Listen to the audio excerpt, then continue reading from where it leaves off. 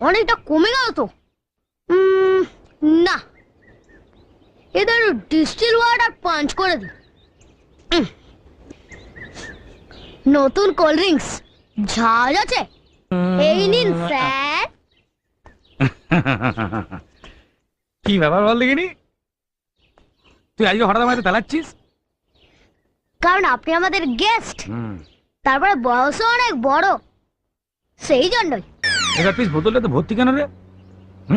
আসলে ওই দোকানদার না আমাকে প্রচন্ড ভালোবাসে, তাই আমি যতবারই যাই না আমাকে একটু ওই ভর্তি করেই দেয়।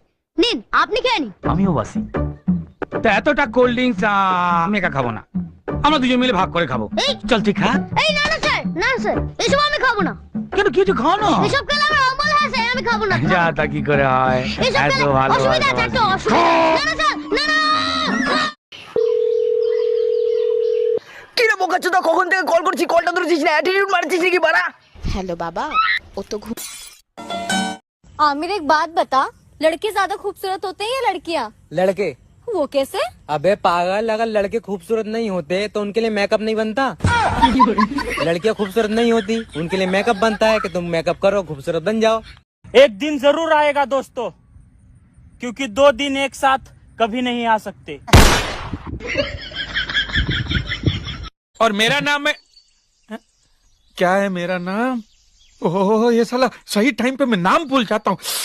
अभी मेरे को किसी ने बोला कि मणिलाल किधर जा रहा है, तो अभी ये बोला मणिलाल। हाँ, स्मार्ट है। ওরে বল না রে, কোথায় হিরোটা রেখেছিস বল না রে।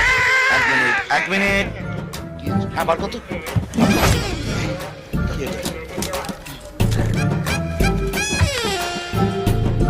এবার করুন। কত ছাড়া তুই আমায় দিয়ে মাথা মালিশ করাবি?